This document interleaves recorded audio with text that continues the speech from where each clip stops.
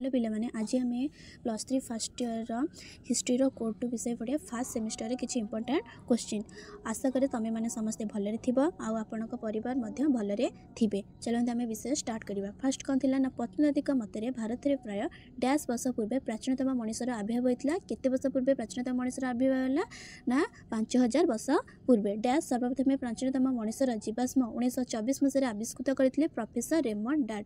किए करते ना प्रोफेसर रेमंड डाट केबे करथिले ना 1924 मसीह आविष्कृत करथिले। क्वेश्चन बुले कि पचार 1920 मसीह चीन राजधानी पेकिंग ठारू मनुष्य एक खपरिया आविष्कृत कराइले। केउठार कराइले ना पेकिंग ठारू केबे ना 1920 मसीह जार सामंजस्य से जो पेकिंग ठारू मिलता तार सामंजस्य डैश ठारू मिलथिबार खपरिया सहित रही ना जाभा ठारू।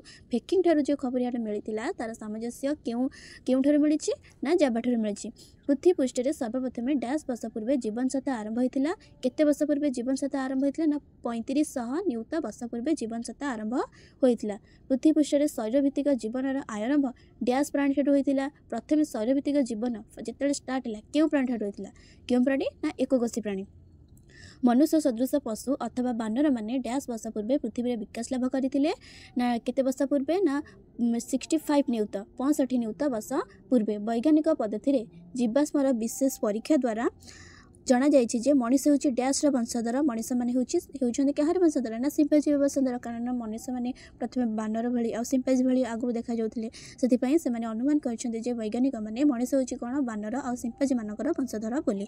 मस्तिष्क आकार दृष्टि होमिनिड मानकर मस्तिष्क होमिनिड मानक अपेक्षा डैश थिला बड़ थिला ना सान थिला ना बड़ थिला। डैश पद्धति अनुसार आधुनिक मानव आफ्रिका रे प्रथम उत्पत्ति होइतिला।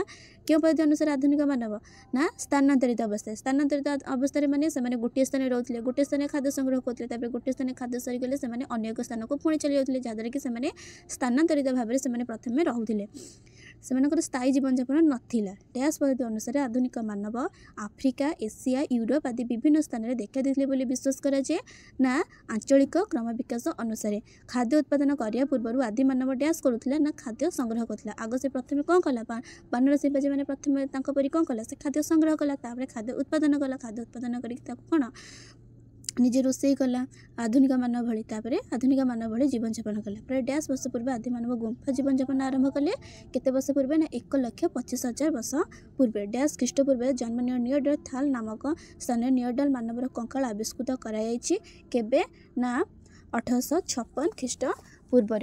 तापर डैश जुगे सर्वप्रथम पत्थर पत्थर घसी अग्नि उत्कीर्ण करने आरंभ करा ना नूतन प्रस्तर जुगरे। डैश को आधुनिक मानव कहुए ना होमो साफियंस को। डैश आदि मानव सीधा ठिया हो चलबार कौशल शिखिथिला। क्यों आदि मानव ना होमो इरेक्टस मानव। प्रथम मानव कि भली बानर मानक भली सिंपाजी मानक पड़ी सीधा से ठिया हो नथिला तेणु से प्रथम मनुष्य भली क्यों मानव ठिया ना होमो इरेक्टस मानव। डैश आदि मानव पत्थर प्रथम सरंजाम तैयारी करथिला। क्यों आदि मानव ना होमो हाबिलिस प्रथम पत्थर सरंजाम तैयारी करथिला। प्राणी जगतर उत्पत्ति पुस्तक डैश लिखिथिले के लिखिथिले the origin of the species के लिखिथिले ना लिखिथिले होचंती चार्ल्स डार्विन। केबे लिखिथिले ना चार्ल्स डार्विन केबे लिखिथिले एटा निजे कमेंट मते कहबो केबे लिखिथिले। डैश आदि मानव उच्चतार छोट थिले। क्यों आदि मानव तांकर थिला पूरा छोट उच्चता ना नियरडा थाल मानव। डैश गुंफा स्पोन अवस्थित। क्यों गुंफा स्पोन अवस्थित थिला ना आल्तामिर गुंफा स्पोन अवस्थित थिला। आज आम 20 क्वेश्चन डिस्कसन कले जहाँकि भल लगे वीडियो को सब्सक्राइब एंड लाइक करदेव। आम पार्ट 2 रे आहरी अधिक डिस्कसन क्वेश्चन करवा। धन्यवाद रही ओम साईराम।